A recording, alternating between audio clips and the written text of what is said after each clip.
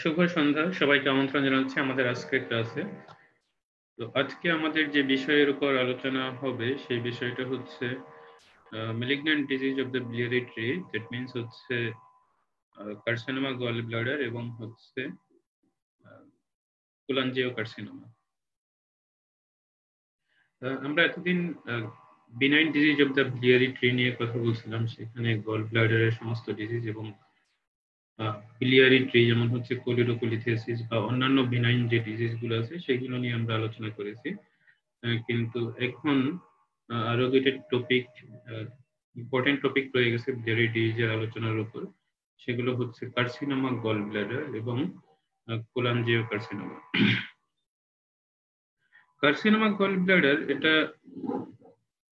এখন খুব কমনলি পাওয়া যাচ্ছে। এখন ডায়াগনস্টিক ফেসিলিটিস গুলো অ্যাভেলেবল হওয়ার কারণে আসলে খুব বেশি কার্সিনোমা গল ব্লাডার এর পেশেন্ট পাওয়া যাচ্ছে। আর কার্সিনোমা গল ব্লাডার এমন একটা ডিজিজ যেটা ডায়াগনোসিসের পরে আসলে ম্যানেজমেন্টের খুব বেশি অপশন থাকে না। সো এটা খুব অ্যাডভান্সড একটা স্টেজে এসে ডায়াগনোসিস হয় এবং এটার ম্যানেজমেন্ট অপশনগুলো তখন খুব লিমিটেড হয়ে যায়। তো এটা পরীক্ষাতে আসলে কিভাবে থাকতে পারে? এটা অনেক সময় লং কেস হিসেবে পরীক্ষাতে থাকে, আবার সিনারিও হিসেবেও থাকতে পারে। অনেক সময় হচ্ছে ভাইবা কোশ্চেনের মধ্যে কার্সিনোমা গল ব্লাডারের কোশ্চেন চলে আসে। রিটেন কোশ্চেন তো আসলে থাকেই। Written question carcinoma gall bladder নিয়ে থাকতেই পারে। এটা সিনারিও দিয়েও থাকতে পারে, আবার হচ্ছে সরাসরি গল ব্লাডার ক্যান্সার রিলেটেড কোশ্চেনও এসএকিউর মধ্যে চলে আসে। তো যদি এরকম একটা সিনারিও থাকে অথবা হচ্ছে একটা কেস থাকে যে a 65-year-old male presented with right hypochondriac lump with loss of appetite, weight loss and jaundice. একটা লাম্প থাকতে পারে রাইট হাইপোকন্ড্রিয়াক রিজিয়নে, এর সাথে হচ্ছে লস অফ অ্যাপেটাইট থাকতে পারে, ওয়েট লস থাকতে পারে আর জন্ডিস থাকতে পারে। এই ফিচার। তারপর হচ্ছে on examination the right hypochondriac যে lump, it is hard in consistency, uneven surface and moves downwards during respiration. এরকম ফিচার যদি থাকে তাহলে ধরে নিতে হবে যে ডায়াগনোসিস হচ্ছে কার্সিনোমা গল ব্লাডার।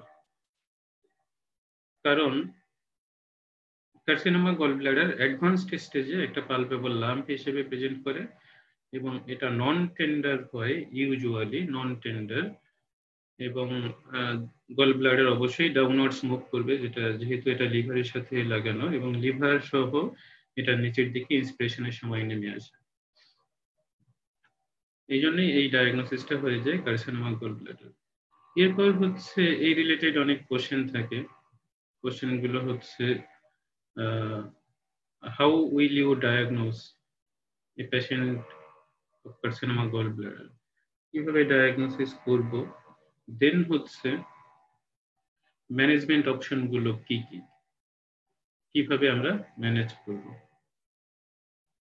তাহলে এই জিনিসগুলো আমরা পরবর্তী আলোচনায় আলোচনা করার চেষ্টা করব। তাহলে চলে যাচ্ছি আমাদের আলোচনার মধ্যে।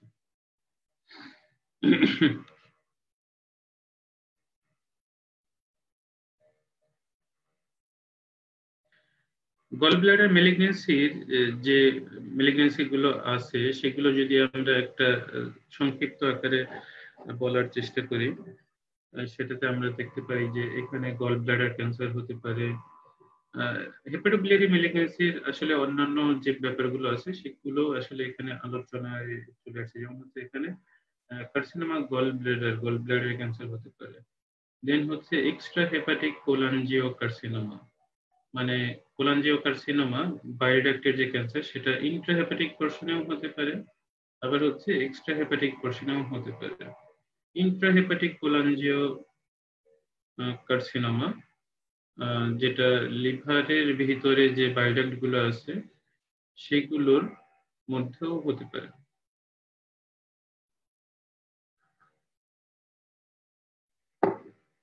তো তো ওভারঅল হচ্ছে biliary tract ক্যান্সার, এটার মধ্যে মোর দেন 90% হচ্ছে অ্যাডেনোকার্সিনোমা। অ্যাডেনোকার্সিনোমাই হচ্ছে বাইল ডাক্ট অথবা গল ব্লাডার ক্যান্সারের মধ্যে কমন।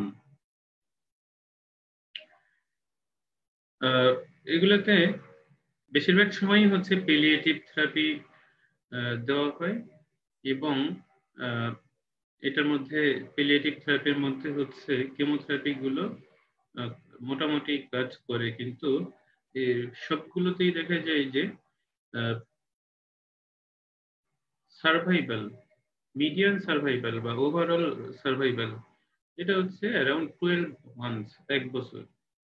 সবচেয়ে আসলে কম সময়ে পেশেন্ট গুলো অনেক খারাপ হয়ে যায়, এই বাইল ডাক্ট ক্যান্সার অথবা হচ্ছে গল ব্লাডার ক্যান্সার এই পেশেন্ট গুলো। তাহলে এখানে ইন্ট্রাহেপাটিক biliary ক্যান্সার যেটা হয় সেটা হতে পারে হচ্ছে লিভারের মধ্যে যে biliary সেই জায়গাগুলোতে, এক্সট্রা হেপাটিকটা হয় হচ্ছে লিভারের বাইরে biliary এর মধ্যে, এবং এর মধ্যে কমন হচ্ছে ক্লার্কস্কিন টিউমার যেটা রাইট এন্ড লেফট হেপাটিক ডাক্টের কনফ্লুয়েন্সে হয়ে থাকে, আর হচ্ছে গল ব্লাডার ক্যান্সার যেটা গল ব্লাডার ওয়ালের মধ্যে হয়ে থাকে। এখন আমরা বলবো হচ্ছে gall bladder cancer. Gall bladder ক্যান্সারের সাথে অনেকে মনে করে যে আসলে স্টোন থেকে ক্যান্সার হয় কিনা, এটা একটা কমন কোশ্চেন। এই কোশ্চেনটার উত্তর এমন যে আসলে স্টোন থাকলেই ক্যান্সার হবে ব্যাপারটা কিন্তু এমন না, কিন্তু গল ব্লাডার ক্যান্সারের মোর দ্যান 80% পেশেন্টের ফাইন্ডিংস কিন্তু কোলিলিথিয়াসিস থাকে। তার মানে হচ্ছে স্টোন এটা ডিরেক্টলি অথবা ইনডিরেক্টলি গল ব্লাডার ক্যান্সারের সাথে অ্যাসোসিয়েটেড থাকে। তাহলে স্টোন রেয়ারলি হলেও আসলে ক্যান্সারের একটা কজ, কারণ স্টোন এখানে অনেকদিন থাকলে পরে এপিথেলিয়াম, গল ব্লাডার এপিথেলিয়ামে ইনফ্লামেশন হয়, এবং ক্রনিক ইনফ্লামেশন, যে কোনো ক্রনিক ইনফ্লামেশন এটা মেটাপ্লেসিয়া করতে পারে এবং আলটিমেটলি সেটা মেলিগন্যান্সিতে কনভার্ট করতে পারে। তাহলে আমরা বলতে পারি যে মোর দেন 80% পেশেন্টের ক্ষেত্রে, কার্সিনোমা গল ব্লাডারের পেশেন্টের ক্ষেত্রে দেখা যায় যে কোলিলিথিয়াসিস পাওয়া যাচ্ছে। এটা একটা অনেক এগ্রেসিভ মেলিগন্যান্ট ডিজিজ, প্রগনোসিস খুব পুয়ার।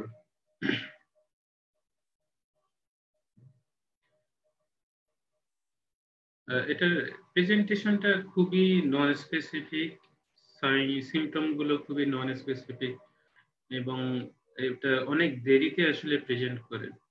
কারণ গল ব্লাডার ক্যান্সার যখন গল ব্লাডার নেকের ওখানে হয়, সিস্টিক ডাক্টকে অক্লুড করে, তখন কিন্তু আর্লি ডায়াগনোসিস হয়। কারণ হচ্ছে তখন সিস্টিক ডাক্টকে অক্লুড করার ফলে তার মাঝে মাঝে পেইন হয়, তারপর হচ্ছে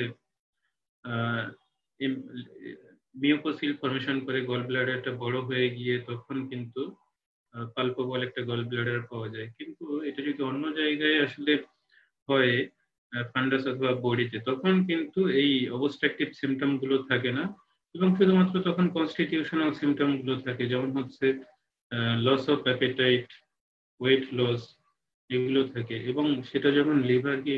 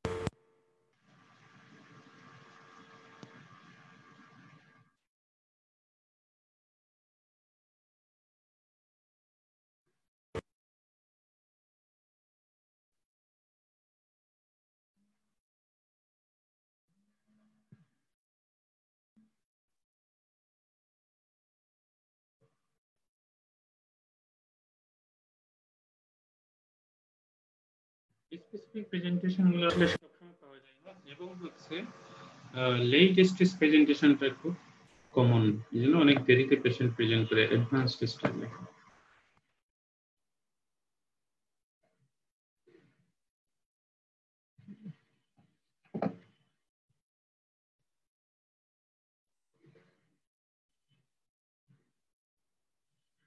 এই ধরনের ক্যান্সার গুলো আসলে দেখা যায় যে মেল পেশেন্টদের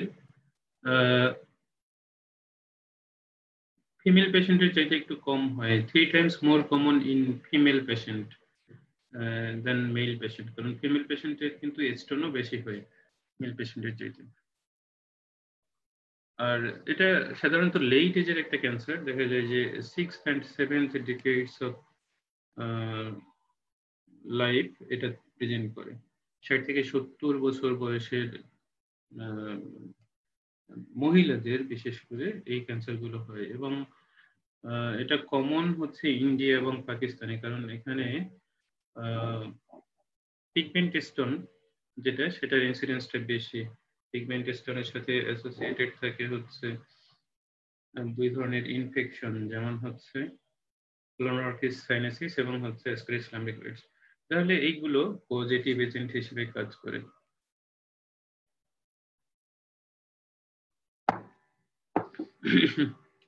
স্টোন একটা ইম্পর্টেন্ট জিজ্ঞাসা করে যে কি কি কারণে গল ব্লাডার ক্যান্সার হয়।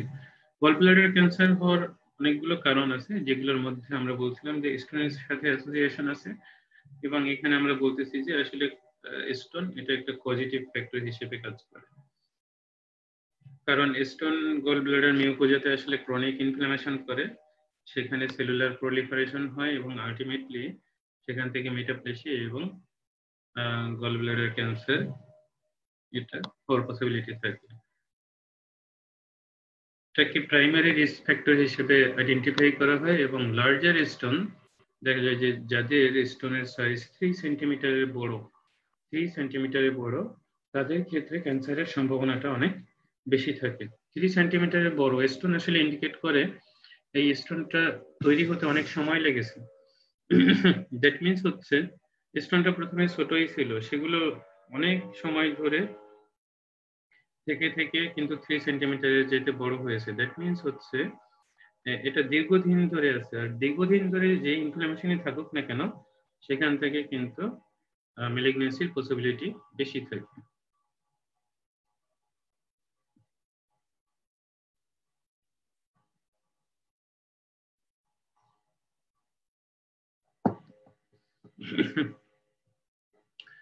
আরো কিছু কিছু ক্রনিক ইনফ্লামেটরি কন্ডিশন আছে, যেগুলোর মধ্যে হচ্ছে অ্যানোমালাস বিলিওপ্যানক্রিয়াটিক জাংশন, অ্যানোমালাস বিলিওপ্যানক্রিয়াটিক জাংশন, এটার কারণে কিন্তু গল ব্লাডার ক্যান্সারের সম্ভাবনাটা বাড়ে।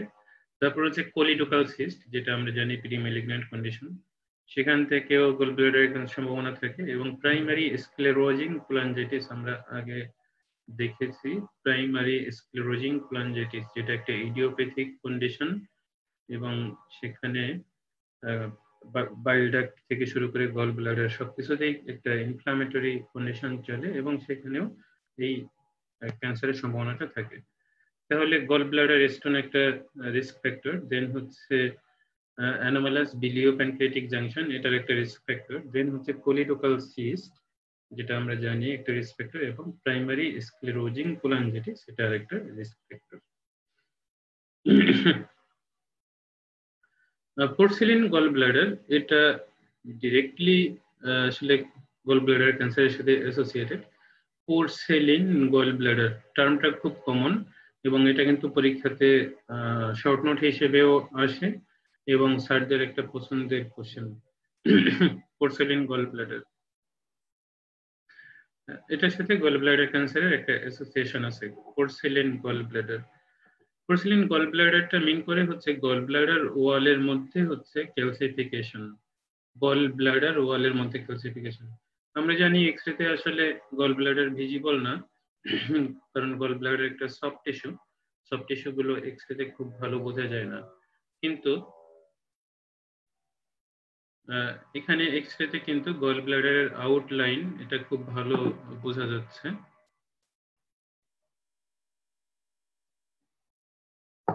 এখানে এক্সরেতে খুব ভালো দেখা যায় গল ব্লাডার আউটলাইনটা। এটা মেইন করে হচ্ছে গল ব্লাডার ওয়ালটা হচ্ছে ক্যালসিফাইড। এই জন্য পোর্সেলিন গল ব্লাডার এটা কিন্তু কার্সিনোমা গল ব্লাডারের জন্য একটা রিস্ক ফ্যাক্টর।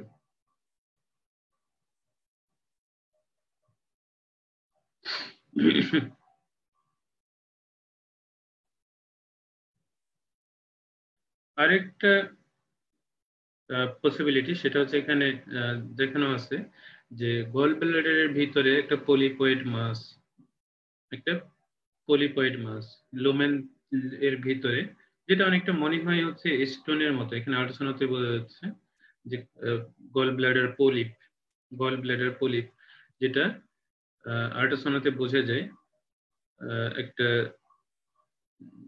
মাস হিসেবে। এবং এটা স্টোনের সাথে অনেক সময় কনফিউশন লাগে, কিন্তু স্টোনে একটা পোস্টেরিয়র অ্যাকুইস্টিক শ্যাডো পাওয়া যায়, কিন্তু এখানে গল ব্লাডার পলিপ যেটা, এটাতে শ্যাডোটা পাওয়া যায় না। গল ব্লাডার পলিপে শ্যাডোটা থাকে না। স্টোনের সাথে এটা হচ্ছে ডিফারেন্স। আর স্টোন আসলে পজিশন মুভ করার সাথে সাথে মুভ করে, কিন্তু এই গল ব্লাডার পলিপ এটা কিন্তু আসলে ফিক্সড থাকে, অ্যাটাচড থাকে। এই জন্য এটা মুভ করে না পজিশন চেঞ্জ করার পর। এবং এই গল ব্লাডার পলিপের সাইজ যখন 10 মিলিমিটারের বেশি হয়, 10 মিলিমিটারের বেশি হয়, তখন কিন্তু গল ব্লাডার ক্যান্সার হওয়ার সম্ভাবনাটা বেশি থাকে। 10 মিলিমিটারের বেশি সাইজের স্টোন থেকে গল ব্লাডার ক্যান্সারের সম্ভাবনাটা বেশি থাকে।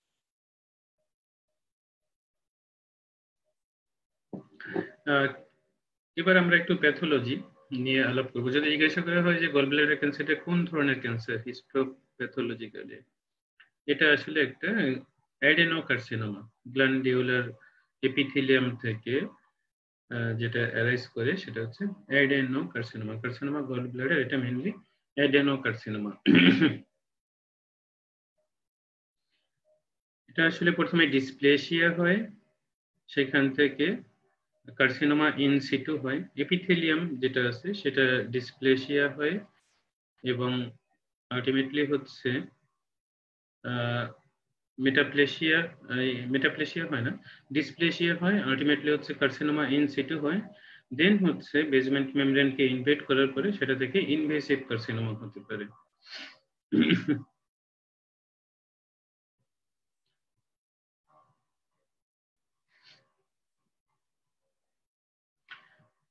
স্টেজিংটা ইম্পর্টেন্ট, এবং স্টেজিংটা আসলে অন্যান্য জায়গার মতো না, এটা একটু ডিফারেন্ট। এটা আমরা ছবির মাধ্যমে আসলে বোঝার চেষ্টা করব।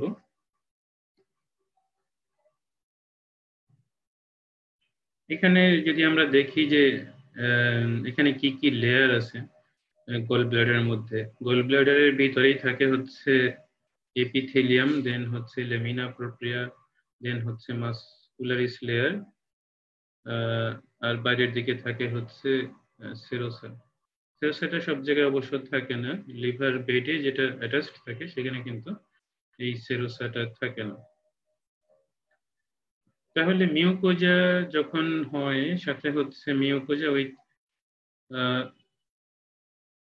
সাবমিউকোজা, সেটা হচ্ছে T1, T2 তে মাসেল ইনভলভমেন্ট থাকে, T3 তে আসলে মাসেলকে ইনভেড করে সেটা ক্রস করে গিয়ে সাবসেরোসা পর্যন্ত স্প্রেড করে। আর T4 এ হচ্ছে সেরোসাকে ক্রস করে গিয়ে সেটা পেরিটোনিয়াম অথবা অন্যান্য ইন্টারপেরিটোনিয়াল অর্গানকে সে ইনভেড করে। এটা অন্যান্য জিআই ম্যালিগন্যান্সি থেকে একটু ডিফারেন্ট এখানকার যে স্টেজিংটা সেটা।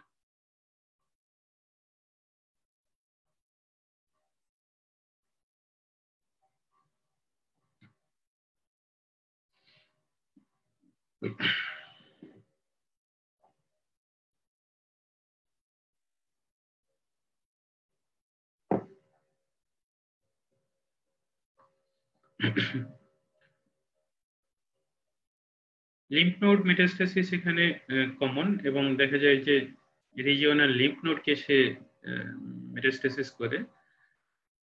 আমরা জানি যে এখানে গল ব্লাডারের সিস্টিক লিম্ফ নোড থাকে, cystic lymph node of land, সেই লিম্ফ নোডকেই সে মেইনলি ইনভলভ করে। দেন অন্যান্য রিজিওনাল লিম্ফ নোড যেমন হচ্ছে কমন হেপাটিক কমন বায়োডাক্টের রিলেশনে যে লিম্ফ নোড থাকে, দেন হেপাটিক আর্টারি রিলেশনে, দেন হচ্ছে পোর্টাল ভেনের রিলেশনে এই যে যে লিম্ফ নোড থাকে সেগুলোকে সে ইনফেক্ট করতে পারে।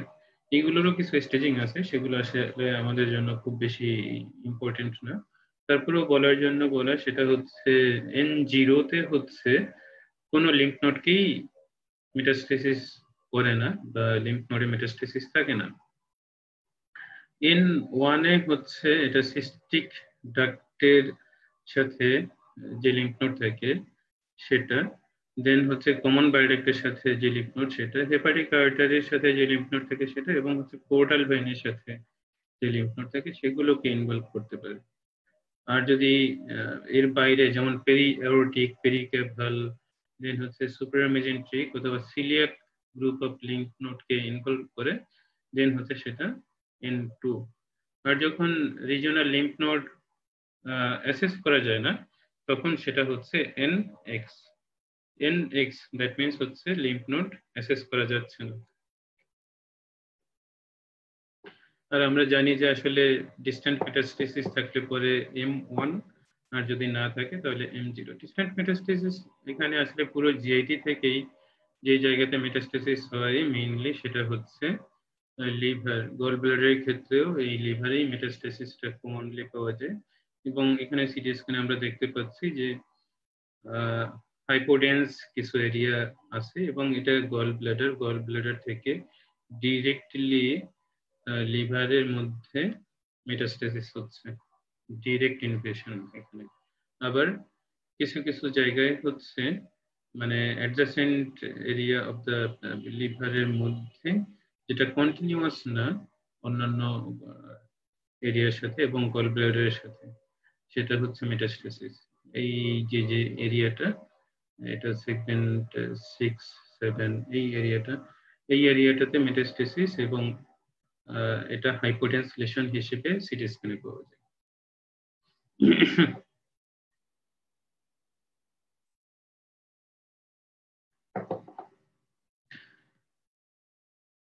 গল ব্লাডার ক্যান্সার আর্লি স্টেজে কোনো সিমটমই প্রডিউস করে না, কারণ হচ্ছে এটা গল ব্লাডার ফান্ডাস এবং বডিতে গ্রোথ গুলো পাওয়া যায়। আমরা আগে বলেছিলাম যে বডি এবং ফান্ডাসে যদি গ্রোথ থাকে বা ক্যান্সার থাকে তখন কিন্তু কোনো সিমটমই থাকে না, শুধুমাত্র কনস্টিটিউশনাল সিমটম থাকতে পারে।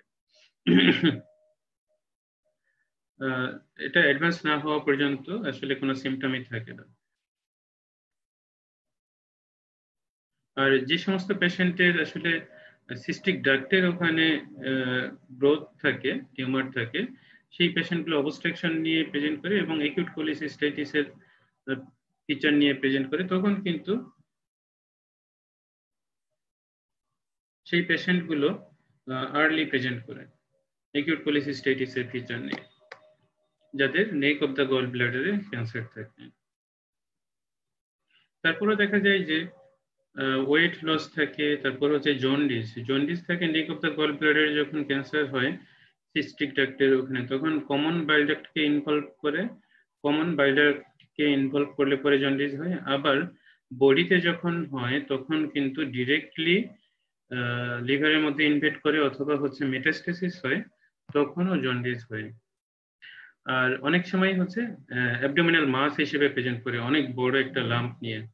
অ্যাবডোমিনাল মাস, এটা টিউমারটাই বড় হয়ে অ্যাবডোমিনাল মাস হিসেবে প্রেজেন্ট করে, অথবা সিস্টিক ডাক্টের ওখানে অক্লুড করে তখন মিউকোসিল হিসেবে প্রেজেন্ট করে, যেটা অ্যাবডোমিনাল মাস হিসেবে পাওয়া যায়।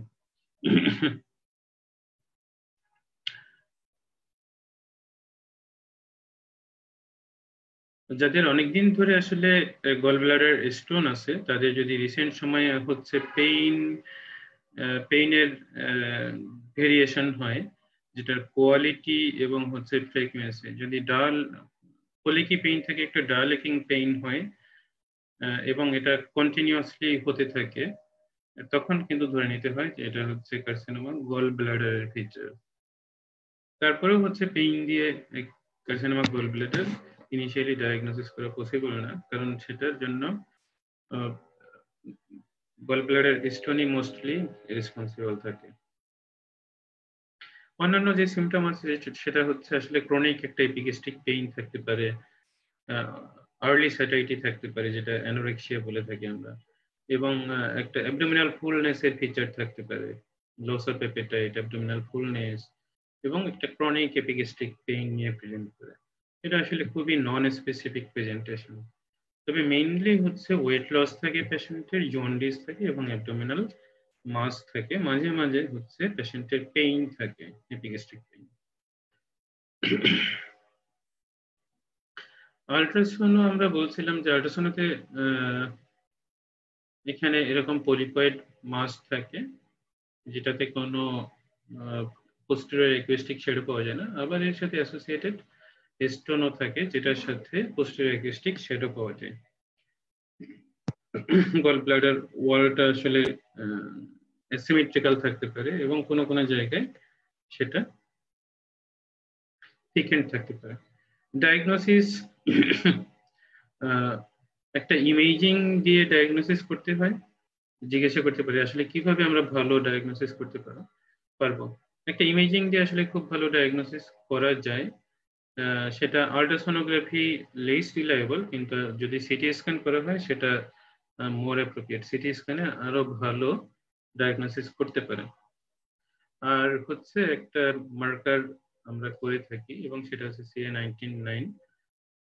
তাহলে কার্সিনোমা গল ব্লাডারে আমরা সিটি স্ক্যান করবো এবং CA19-9 করবো, এই দুইটা দিয়ে ডেফিনিটিভ ডায়াগনোসিস হবে না, কিন্তু একটা ধারণা আমরা করতে পারবো।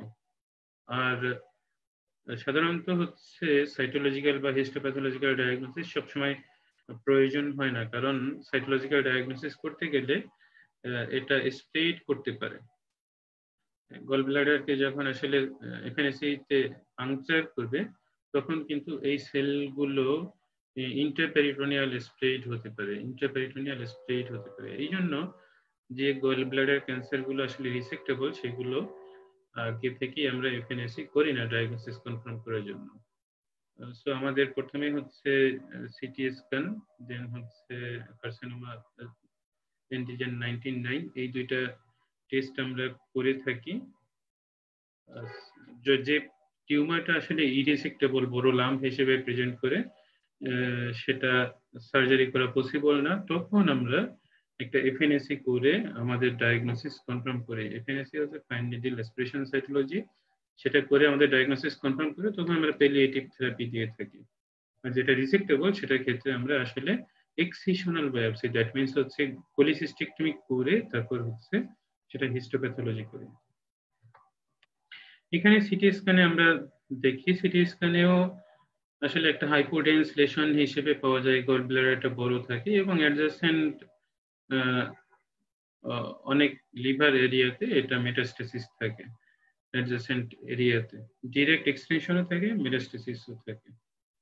সিটি স্ক্যান ডেমনস্ট্রেট করতে পারে আসলে পেরিটোনিয়াল মেটাস্টেসিস আছে কিনা, তারপর হচ্ছে হেপাটিক প্যারেনকেমাল মেটাস্টেসিস আছে কিনা, লিম্ফেডেনোপ্যাথি আছে কিনা, এবং ভাস্কুলার ইনভলভমেন্ট, এগুলো ডেমনস্ট্রেট করতে পারে।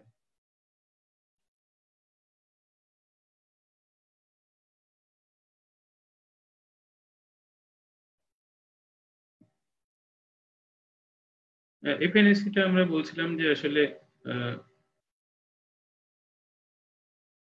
যখন আনরিসেক্টেবল হয় এবং হচ্ছে ইনকিউরেবল হয় তখন আমরা পারকিউটেনিয়াসলি নিডল দিয়ে স্প্রেড করে আমরা আমাদের সাইটোলজিক্যাল ডায়াগনোসিসটা মোটামুটি কনফার্ম করি। এটা ট্রিটমেন্ট যদি খুবই আর্লি স্টেজে প্রেজেন্ট করে তাহলে হচ্ছে এক্সটেন্ডেড কোলিসিস্টেক্টমি অথবা রেডিক্যাল কোলিসিস্টেক্টমি, এটা আমরা করে থাকি। এবং সার্জারি করলেই শুধুমাত্র আসলে এটা কিওরের একটা পসিবিলিটি থাকে, কিন্তু সেটা যদি অ্যাডভান্সড স্টেজে হয় সেটা কিন্তু পসিবল না। তো এটা আসলে কোন স্টেজে পেশেন্ট প্রেজেন্ট করতেছে সেটার উপর ডিপেন্ড করে। যদি আসলে পেশেন্ট গল ব্লাডার পলিপ নিয়ে প্রেজেন্ট করে তাহলে পলিপ নিয়ে প্রেজেন্ট করার পরে শুধুমাত্র কোলিসিস্টেক্টমি এটা হচ্ছে অনলি অপশন পলিসিস্টেক্টমি। তো পলিসিস্টেক্টমিতে যদি দেখা যায় যে এটা সাবসেরোসাকে ইনভলভ করছে, সাবমিউকোজাকে ইনভলভ করছে, তখন কিন্তু সেটা আবার অ্যাপ্রোচটা চেঞ্জ হয়। এবং গল ব্লাডার পলিপ নিয়ে প্রেজেন্ট করলে পরে তখন কিন্তু ওপেন পলিসিস্টেক্টমিটা মোর প্রিফারেবল দেন ল্যাপারোস্কোপিক পলিসিস্টেক্টমি। তাহলে কারণ হচ্ছে ল্যাপারোস্কোপিক পলিসিস্টেক্টমিতে পারফোরেশনের সম্ভাবনা থাকে, আবার হচ্ছে গল ব্লাডারটাকে বের করতে হয় হচ্ছে পোর্ট দিয়ে, সো এই পোর্ট সাইটও একটা সিডলিং এর পসিবিলিটি থাকে। সো ওই ক্ষেত্রে হচ্ছে ওপেন অ্যাপ্রোচটা হচ্ছে মোর প্রিফারেবল। তাহলে গল ব্লাডার পলিপ পলিসিস্টেক্টমি হচ্ছে ট্রিটমেন্ট।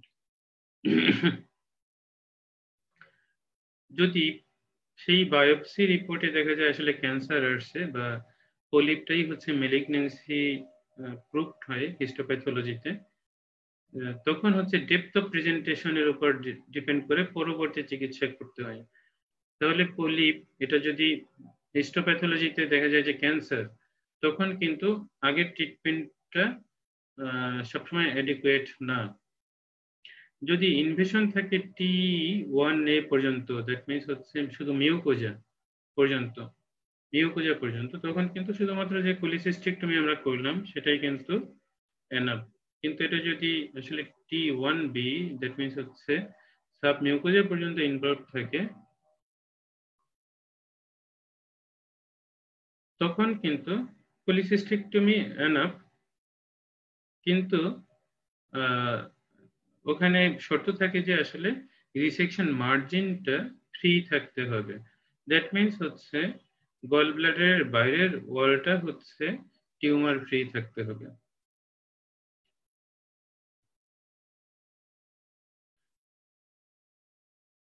আর যদি T1B লেশন, যেটাতে পেরিনিউরাল, লিম্ফেটিক অথবা ভাস্কুলার ইনভেশন থাকে হিস্টোপ্যাথোলজিতে, vascular invasion, lymphatic invasion and perineural invasion, সেটার ক্ষেত্রে এক্সটেন্ডেড কোলিসিস্টেক্টমি এটা হচ্ছে ইন্ডিকেটেড।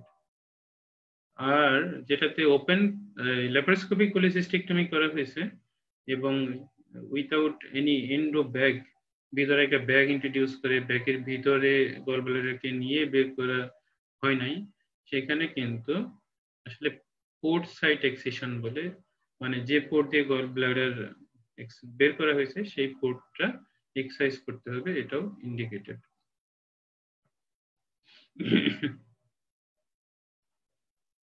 এক্সটেন্ডেড পলিসিস্টেক্টমি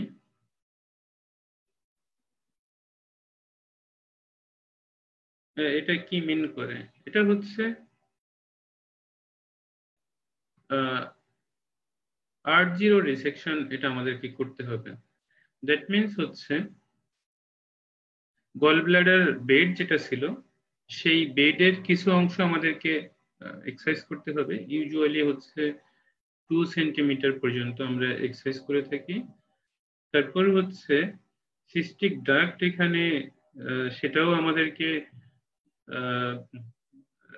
মানে হিস্টোপ্যাথোলজিক্যালি নেগেটিভ ফর ম্যালিগন্যান্ট সেল, এটুকু পর্যন্ত এক্সারসাইজ করতে হবে। আর হচ্ছে লিম্ফ নোড যেগুলো থাকে সেই লিম্ফ নোড গুলো এক্সারসাইজ করতে হবে। মোটামুটি আমাদেরকে গল ব্লাডার বেড, এদিকে হচ্ছে সিস্টিক ডাক্টের whole length of the cystic duct, আর হচ্ছে লিম্ফ নোড, এগুলো মানে নেগেটিভ মার্জিন পাওয়া পর্যন্ত আমাদেরকে এক্সারসাইজ করতে হবে, নেগেটিভ মার্জিন পাওয়া পর্যন্ত। মানে যতটুকু এক্সারসাইজ করব সেটার মধ্যে বলতে হবে যে এখানে টিউমার নাই, সেই পর্যন্ত আমাদের কাটতে হবে। এখানে এক্সটেন্ডেড কোলিসিস্টেক্টমির একটা ছবি। এক্সটেন্ডেড কোলিসিস্টেক্টমি, এখানে এক্সটেন্ডেড কোলিসিস্টেক্টমিতে আসলে অনেক সময় বাইল ডাক্টও ইনভলভ থাকে। বাইল ডাক্ট ইনভলভ থাকলে পরে ইনভলভ বাইল ডাক্টকে এক্সারসাইজ করা হয় এবং সেখানে একটা জেজুনাল লুপ নিয়ে এসে লাগিয়ে দেওয়া হয়, যেটা হচ্ছে রুএনওয়াই হেপাটিকোজেজুনোস্টমি, এটা করা হয়। কিন্তু এখানে এক্সটেন্ডেড কোলিসিস্টেক্টমিতে আসলে লিভারের ওই সেগমেন্টটা usually 2 centimetre of the parenchyma, but অনেক সময় দেখা যায় যে সেগমেন্ট 4-5 এর কিছু পোর্শন এখানে এক্সারসাইজ করতে হয়, 2 সেন্টিমিটারের বেশিও এক্সারসাইজ করতে হয় অনেক সময়।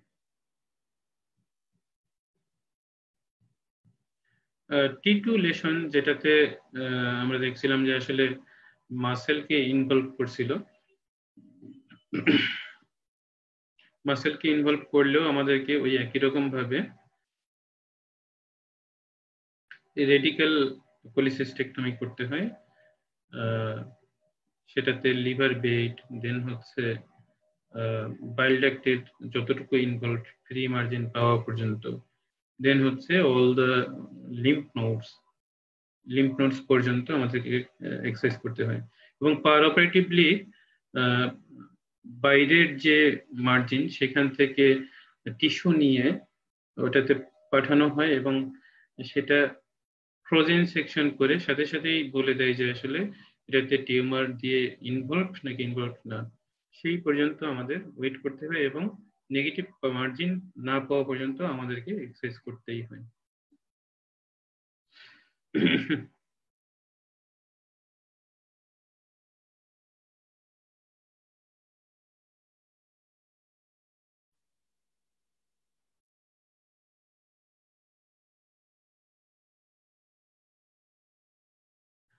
তাহলে যদি প্রি অপারেটিভলি আমরা বুঝতে পারি যে এটা কার্সিনোমা গল ব্লাডার পসিবিলিটি, তখন আমরা এফএনএসি করব না, এবং যদি রিসেক্টেবল হয় তাহলে আমরা রেডিক্যাল রিসেকশন আমরা করব।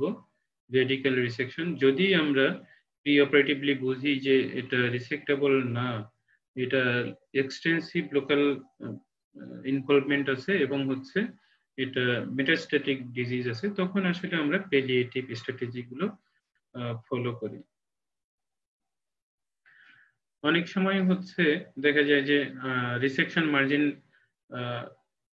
R0 রিসেকশন মার্জিন পাওয়ার জন্য, মানে টিউমার ফ্রি রিসেকশন পাওয়ার জন্য আমাদেরকে রাইট ট্রাইসেগমেন্টেক্টমি করতে হয়। সেটা হচ্ছে সেগমেন্ট 4, 5 এবং সেগমেন্ট 8 এই পর্যন্ত আমাদেরকে এক্সারসাইজ করতে হয়। এটাকে বলা হয় রাইট ট্রাইসেগমেন্টেক্টমি।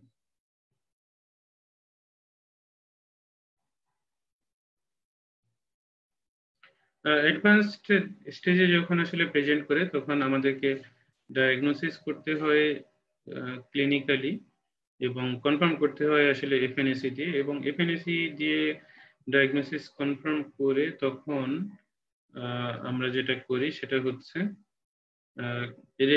প্যালিয়েটিভ রেডিও এবং কেমোথেরাপি আমরা দিয়ে থাকি, এবং সেটাতে পেশেন্টের আসলে লাইফ এক্সপেক্টেন্সি কিছুটা বাড়ে। সেটা বলতে হবে যে অ্যাডভান্স স্টেজে যখন প্রেজেন্ট করবে তখন প্যালিয়েটিভ কেমো রেডিওথেরাপি এটা পেশেন্টের জন্য সুইটেবল, যদি পেশেন্ট কেমোথেরাপি এবং রেডিওথেরাপির জন্য ফিট থাকে।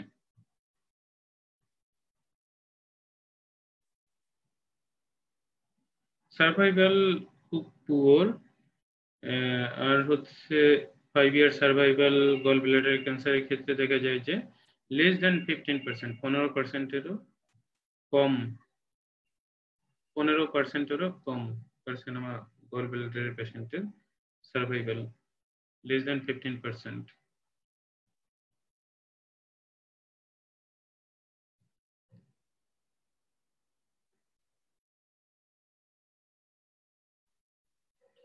এবার আমরা আরেকটা ক্যান্সার যেটা বাইল ডাক্টের সাথে থেকে উঠে, সেটা হচ্ছে কোলাঞ্জিওকার্সিনোমা, সেটা নিয়ে কথা বলবো।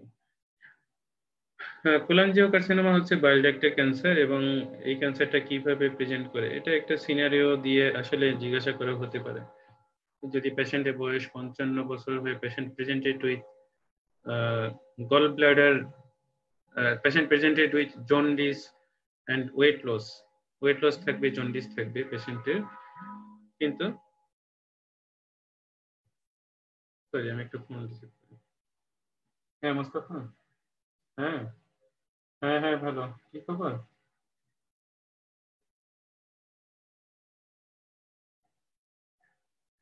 আমি এখন বাসায় আছি, বাসায়। হুম হুম।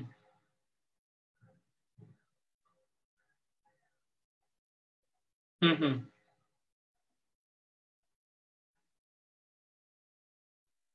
আচ্ছা আচ্ছা, হ্যাঁ।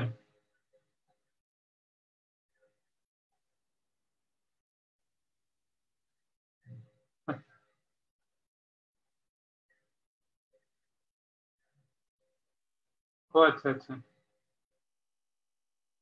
আ- ও আমি এই যে ক্লাসে আছি তো। হ্যাঁ, ক্লাস নিচ্ছি। তো ও চলে গেছে নাকি? পাঠাই দাও উপরে।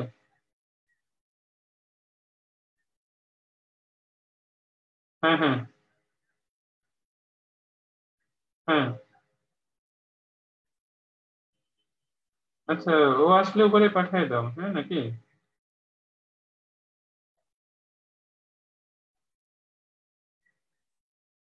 আচ্ছা, তুমি পাঠাই দাও, হ্যাঁ পাঠাই দাও উপরে। ঠিক আছে। হুম। ওকে ওকে। আচ্ছা আচ্ছা। হুম। তাহলে এটা হচ্ছে বাইল ডাক্ট ক্যান্সার। বাইল ডাক্ট ক্যান্সার এটা ইন্ট্রাহেপাটিক বা এক্সট্রাহেপাটিক দুই জায়গাতেই হতে পারে। এটা প্রেজেন্টেশনটা ডিফারেন্ট হয়। এটা ইন্ট্রাহেপাটিক বাইল ডাক্ট ক্যান্সারে একরকম হয় এবং এক্সট্রাহেপাটিক বাইল ডাক্ট ক্যান্সারে প্রেজেন্টেশনটা একটু অন্যরকম হয়। আহ, এটাকে বলা হচ্ছে কোলাঞ্জিও কার্সিনোমা, কারণ কারণ কোলাঞ্জিও মিন্স হচ্ছে বাইল ডাক্ট। কমনলি হয় যে জায়গাটাতে সেটা হচ্ছে রাইট অ্যান্ড লেফট হেপাটিক ডাক্টের কনফ্লুয়েন্সে, যেটার একটা নাম আছে। আহ, এটা হচ্ছে ক্লাডস্কিন টিউমার। এটা গল ব্লাডার ক্যান্সারের মতো, এখানকার প্রগনোসিসও পুয়ার। তবে ইন্ট্রাহেপাটিক হোক অথবা এক্সট্রাহেপাটিক হোক, মেইন প্রেজেন্টেশন থাকে হচ্ছে জন্ডিস, এবং এই জন্ডিসটা থাকে হচ্ছে আমরা আগে বলছিলাম যে কোলিটোকোলিথিয়াসিসে থাকে intermittent jaundice, carcinoma head of the pancreas সেটাতে থাকে হচ্ছে প্রোগ্রেসিভ জন্ডিস। কিন্তু বাইল ডাক্ট ক্যান্সার এবং পেরিএমপুলারি কার্সিনোমা এটাতে থাকে হচ্ছে ফ্ল্যাকচুয়েটিং জন্ডিস। ফ্ল্যাকচুয়েটিং জন্ডিস, হ্যাঁ।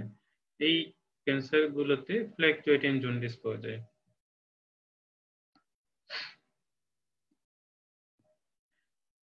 রিস্ক ফ্যাক্টর গুলোর মধ্যে আসলে ক্রনিক ইনফ্লামেটরি কন্ডিশন গুলোতেই বাইল ডাক্ট ক্যান্সারটা বেশি হয়, সেটাতে সেলুলার প্রলিফারেশনটা বেশি হয়। হ্যাঁ মোস্তফা। হুম।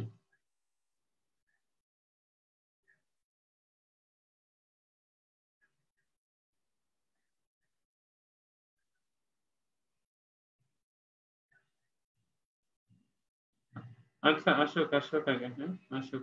ঠিক আছে। আচ্ছা ঠিক আছে, ওকে। আচ্ছা।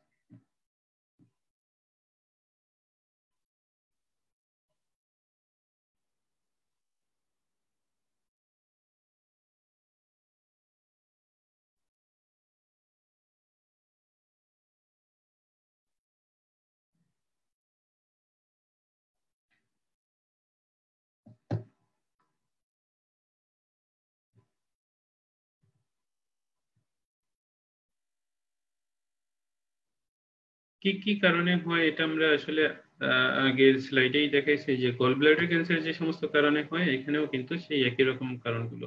তবে মোস্ট কমনলি হচ্ছে আমাদের জেনে রাখতে হবে যে কোলিটোকাল সিস্টের জন্য কিন্তু খুব বেশি হয়। তারপর হচ্ছে আরো ইনফ্লামেটরি কন্ডিশন, যেমন হচ্ছে প্রাইমারি স্ক্লেরোজিং কোলাঞ্জাইটিস, এটা থেকেও কার্সিনোমা এই বাইল ডাক্ট ক্যান্সারের সম্ভাবনাটা বাড়ে। অনেক সময় হচ্ছে রিকারেন্ট পায়োজেনিক কোলাঞ্জাইটিস, এটা আমরা আগে আগে জেনেছি, আলোচনা করেছি। আর হচ্ছে আহ, দুইটা ইনফেকশন, সেটা হচ্ছে ক্লোনোরকিস সাইনেসিস এবং ওপিস্থ্রোনিস ভিভেরেনি। এই দুইটা ইনফেকশনের সাথেও কোলাঞ্জিওকার্সিনোমার রিলেশন থাকে। ওপিস্থ্রোকিস ভিরেনি আর হচ্ছে কোলোনোরকিস সাইনেসিস, এই দুইটা অর্গানিজমের ইনফেকশন। তাহলে পলিটোকাল cyst, recurrent pyogenic cholangitis, primary sclerosing cholangitis, আর হচ্ছে এই দুইটা অর্গানিজম দিয়ে ইনফেকশন, হ্যাঁ। অনেক সময় হচ্ছে ওসিপি খেলে পরে এটার সম্ভাবনাটা বাড়ে। ওসিপি, অ্যাডবেস্টাস, আর হচ্ছে সিগারেট স্মোকিং, যেটা সব জায়গায় একটা common risk factor for cancer, সেটা এখানেও কিন্তু পসিবিলিটি বাড়ে। এটা অনেকগুলো ক্লাসিফিকেশন আছে, মানে টাইপ আছে, প্যাথোলজিক্যাল টাইপ। একটা হচ্ছে স্ক্লেরোজিং, যেটাতে গল ব্লাডার বাইল ডাক্টের পুরোটাই হচ্ছে থিক এন্ড ইরেগুলার ন্যারো হয়ে যায়। কিছু আছে হচ্ছে নোডিউলার, নোডিউলের মতো হয় লুমেনের মধ্যে। আর কিছু আছে পেপিলারি, পেপিলারি মিন্স আঙ্গুলের মতো, ফিঙ্গারের মতো প্রজেকশনের মতো হয়। কিছু আছে পেপিলারি, কিছু আছে নোডিউলার, আর কিছু আছে হচ্ছে স্ক্লেরোজিং, স্ক্লেরোজিং।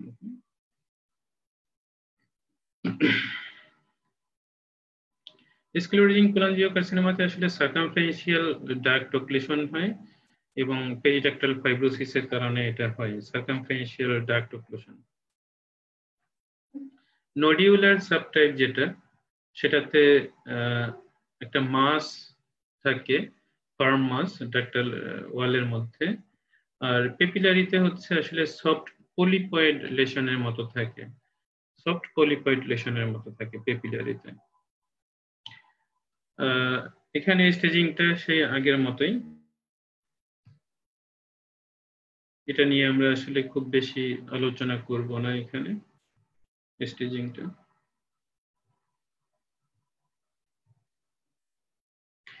এখানে হচ্ছে ক্লিনিক্যাল প্রেজেন্টেশন। ক্লিনিক্যাল প্রেজেন্টেশন এটা আমরা বলছিলাম যে যদি টিউমার কোথায় সেই জায়গার উপর বেস করে ক্লিনিক্যাল প্রেজেন্টেশনটা হয়। যে কোনো জায়গাতেই হোক না কেন, জন্ডিস হবে হচ্ছে মোস্ট কমন প্রেজেন্টেশন, জন্ডিস, কারণ অবস্ট্রাকশন বাইল ডাক্টে হচ্ছে এবং বাইল ডাক্ট অবস্ট্রাকশনের কারণে কিন্তু প্রক্সিমাল বিলিয়ারি চ্যানেলগুলো ডাইলেটেড হয়ে যাচ্ছে এবং জন্ডিস হবে। যদি এটা সিস্টিক ডাক্ট এবং হেপাটিক ডাক্টের কনফ্লুয়েন্সের নিচে হয় তখন এখানে গল ব্লাডারটা পালপেবল পাওয়া যাবে, কিন্তু এটা যদি সিস্টিক ডাক্টের জাংশনের উপরে হয় হেপাটিক ডাক্টে, তখন কিন্তু এখানে গল ব্লাডার পালপেবল পাওয়া যাবে না। কারণ হচ্ছে অবস্ট্রাকশনটা যখন নিচে হবে তখন বাইলটা এসে সে আরেকটা জায়গা পাবে ঢোকার, সেটা হচ্ছে গল ব্লাডার। তখন হচ্ছে এনলার্জড গল ব্লাডারটা পাওয়া যায়। এনলার্জড গল ব্লাডার লিভার থেকে বাইল তৈরি হয়ে হয়ে নিচের দিকে এসে যখন বাধাপ্রাপ্ত হয় তখন কিন্তু সে গল ব্লাডারটাকেই আলটিমেটলি জায়গা হিসেবে নেয় এবং গল ব্লাডারের মধ্যে জমতে জমতে সেটা এনলার্জড একটা গল ব্লাডার পাওয়া যায় বা পালপেবল গল ব্লাডার পাওয়া যায়। কিন্তু সেটা যদি উপরে হয় হেপাটিক, কমন হেপাটিক ডাক্টে অথবা হচ্ছে কনফ্লুয়েন্সে, তখন কিন্তু গল ব্লাডারটা এমটি থাকে, কারণ নিচের দিকে কোনো বাইলই আসছে না। গল ব্লাডার তাহলে কিভাবে ডিস্টেন্ডেড হবে? ডিস্টেন্ডেড হতে পারে না। এই জন্য এটা কিন্তু কুরকোশিয়ার্স ল এর একটা ব্যতিক্রম, যে palpable gall bladder in a jaundiced patient is due to is not due to stone, it is mostly due to malignant disease. তো ব্যতিক্রম হচ্ছে ক্লাডস্কিন টিউমার। ক্লাডস্কিন টিউমারে পালপেবল গল ব্লাডার ম্যালিগন্যান্সি হইলেও হয় না। তাহলে প্রেজেন্টেশন হচ্ছে পেইনলেস জন্ডিস হয় এবং এই জন্ডিসের প্যাটার্নটা হয় হচ্ছে ফ্ল্যাকচুয়েটিং, একটা কনস্ট্যান্ট পেইন হয়, কনস্ট্যান্ট একটা পেইন হয়, কনস্ট্যান্ট একটা পেইন হয়, কনস্ট্যান্ট একটা ডা ল্যাকিং পেইন নিয়ে পেশেন্ট প্রেজেন্ট করে।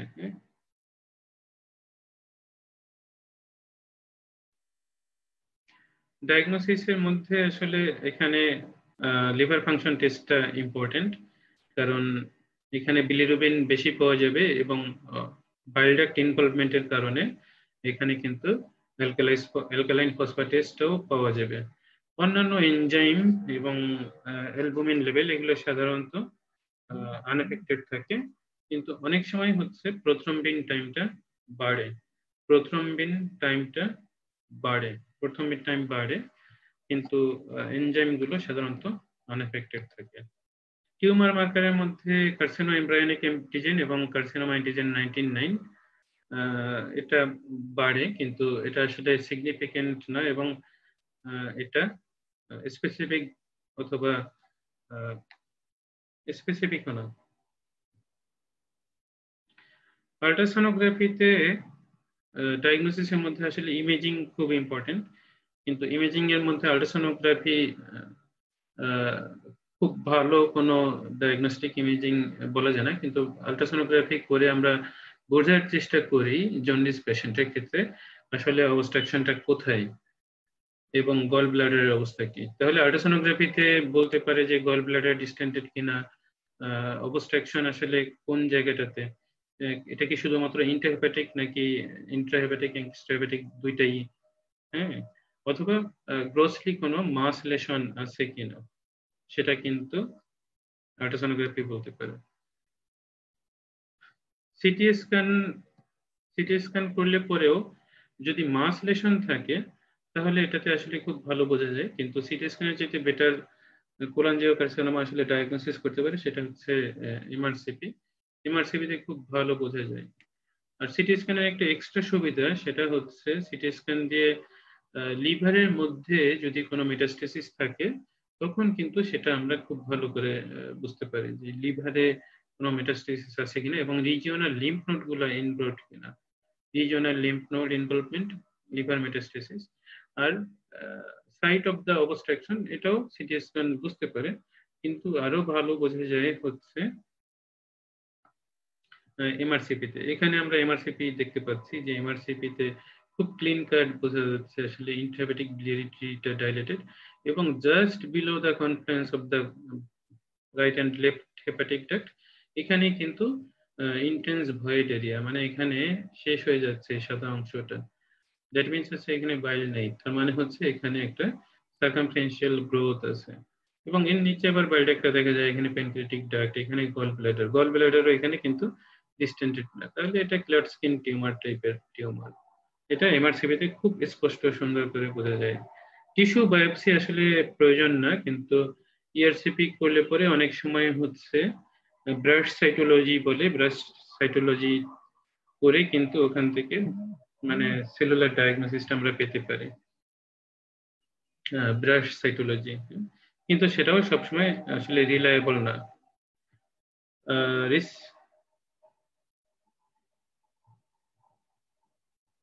এটা রিসেক্টেবিলিটি ট্রিটমেন্ট অপশনের মধ্যে যদি যাই তাহলে আসলে এটা রিসেকশন হচ্ছে মেইন অপশন। দেন যদি রিসেক্টেবল না হয় তখন কিন্তু আসলে ইরিসেক্টেবল টিউমার অথবা যদি অ্যাডভান্সড হয় তখন অ্যাডভান্সড টিউমার, সেক্ষেত্রে আমরা পেলিয়েটিভ ট্রিটমেন্ট যেমন কেমোথেরাপি বা রেডিওথেরাপি এগুলো আমরা চুজ করে থাকি। হ্যাঁ, রিসেকশন কখন আসলে করা যায় কখন করা যায় না, যখন হচ্ছে দুইটা লোবের মধ্যেই মেটাস্টেসিস থাকে, তারপর হচ্ছে intrahepatic biliary treat secondary radical, যেগুলো biliary রেডিকেল মানে বাইল ডাক্টের ইন্ট্রাহেপাটিক যে ব্রাঞ্চ গুলো আছে সেগুলোর প্রাইমারি ব্রাঞ্চ হচ্ছে right and left hepatic duct, secondarily হচ্ছে রাইট অ্যান্টেরিয়র, রাইট পোস্টেরিয়র, আর লেফটে হচ্ছে লেফট মিডিয়াল, লেফট ল্যাটারাল। এগুলো যখন আসলে ইনভলভড হয় দুই পাশেই তখন কিন্তু এটা আর রিসেক্টেবল থাকে না। আর যদি পোর্টাল ভেইনকে সে এনকেস করে, এখানে পোর্টাল ভেইনকে যখন এনকেস করবে তখন কিন্তু এটা রিসেক্টেবল থাকে না। তারপর হচ্ছে কমন হেপাটিক আর্টারিকে ইনভলভ করলে পরে তখনও এটা রিসেক্টেবল থাকে না, কমন হেপাটিক আর্টারি।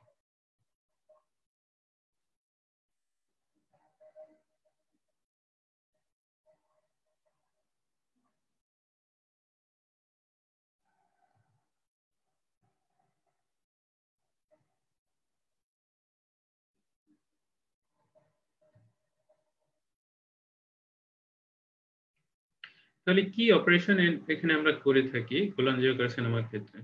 যদি কোলাঞ্জিওকার্সিনোমাটা ডিস্টাল হয়, ডিস্টাল মিনস হচ্ছে কমন বাইল ডাক্ট অথবা তার নিচে যদি হয়, কমন বাইল ডাক্ট অথবা তার নিচে যদি হয়, তাহলে এখানে আমরা হুইপেলস অপারেশন করে থাকি। হুইপেলস অপারেশন কমন বাইল ডাক্ট বা তার নিচে যদি হয় তখন আমরা হুইপেলস অপারেশন এখানে করে থাকি। কিন্তু প্রক্সিমাল যখন হবে, প্রক্সিমালি যখন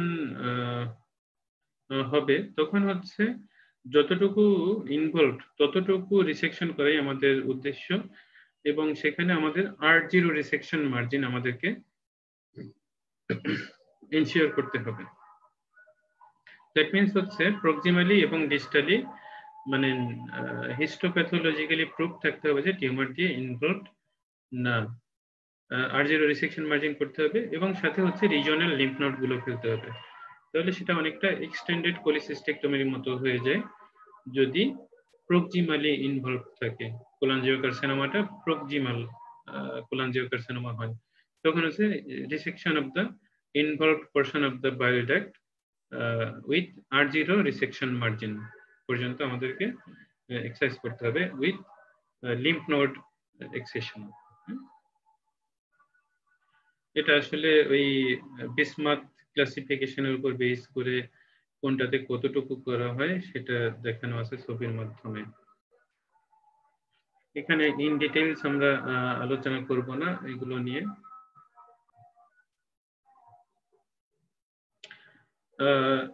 পেলিয়েশন আমাদেরকে করতেই হয়, কারণ হচ্ছে অনেক টিউমারই আসলে অ্যাডভান্সড স্টেজে প্রেজেন্ট করে এবং দেখা যায় যে ডিস্ট্যান্ট মেটাস্টেসিস থাকে অথবা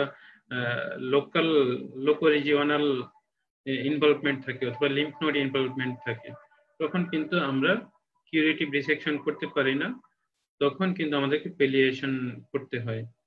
এবং সেই পেলিয়েশনের আসলে কতগুলো উদ্দেশ্য থাকে, সেটা হচ্ছে জন্ডিস রিলিফ করা একটা উদ্দেশ্য, তারপর হচ্ছে পেইন রিলিফ করা একটা উদ্দেশ্য, দেন হচ্ছে এখানে অনেক সময় ডিউডেনাল অবস্ট্রাকশন থাকে, সেটাও আমাদেরকে রিলিফ করতে হয়। তাহলে পেশেন্ট খেতে পারবে, জন্ডিস রিলিফ করতে হবে, জন্ডিসের অবস্ট্রাকশন, দেন হচ্ছে পেইন রিলিফ করতে হবে, এগুলো আমাদেরকে রিলিফ করতে হবে।